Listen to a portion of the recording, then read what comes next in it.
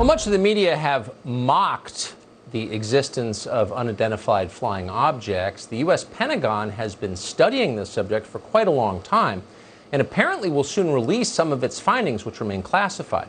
According to a new report in the New York Times, the U.S. government may have physical evidence of, and we're quoting, off-world vehicles not made on this Earth.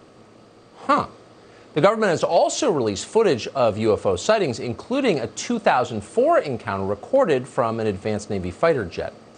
Commander David Fravor is a retired naval aviator who once saw something he could not explain, that science can't explain. We're honored to have him on tonight. Mr. Fravor, thanks so much for coming on. So, tell us if you think this is being misinterpreted. According to the New York Times, the U.S. government has physical evidence of some sort of vehicle made not on this Earth. Is it what it sounds like? Well, it sounds that way to me, Tucker. I just, I never want to speculate what the government truly has, but I would say there's stuff out there. I mean, the four of us that chased the Tic Tac in 2004 will have attested to it multiple times that what we saw exceeded anything that we had in our inventory, far superior to the airplanes that we were flying in at the time they were brand new. So I would say, yes, there's something out there, and hopefully the government does have stuff. So when we spoke before about this, and you suggested that the object you saw that you chased, the Tic Tac, behaved in ways that challenged your understanding of aeronautics, of physics, and that you didn't think it was likely that that object belonged to a foreign military. Do you think the U.S. government has concluded that this is not Russia, China, or some other country? I'm pretty sure of that, just by some of the phone calls that we've gotten, some of the people that we have talked to in the government, that they are unaware of what this is. And I think that ties directly with the East Coast sighting with the gimbal video. And I'd be willing to say, just because I'm in contact with a lot of these people, that there are more incidents that are starting to come out, that people are starting to report inside the government channels of things that they've seen. And I think you're seeing it from people in the past, because it always had that taboo to come out and talk about these things. You're now finding people from the past that are saying, hey, I saw this, I just was never told to report it, or when I did, I was told not to say anything.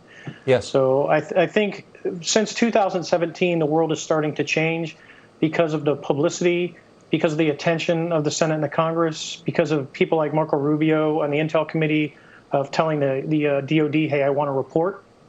I think you're starting to see more and more of that.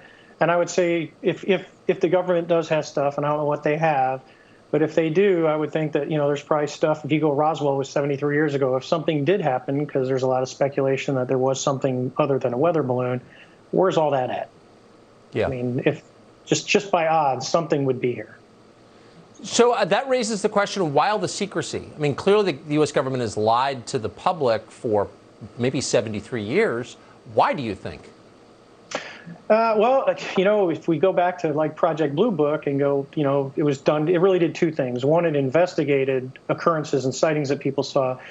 The other one was it primarily was sent out to debunk, to prove that it wasn't, or to make excuses of why it wasn't. I don't know why. I think some of it was trying to capture that technology. But if something lands in your front yard, there's no reason to deny that it existed, or, or for the government to cover it up, because if it's not collected by some means that's going to question our national security or our offensive or defensive capabilities, then why would you hide it?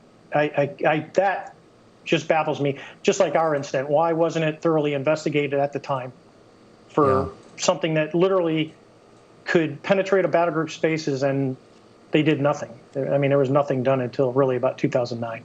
There's a story here that a lot of us can't wait to see. Finally, do you feel vindicated?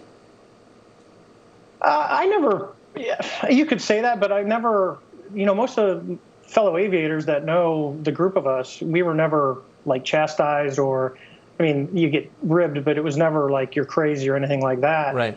But I know there are people that do have that fear of coming out saying, that it's going to ruin their career. And for me, it just wasn't that. It was never the case. Right. With us. Well, that's the beauty of being a naval aviator. People take you seriously by definition. Commander, thanks so much. And I try and be sober and believable for you, Tucker. and you are, and we appreciate it. Thank you. Thank you.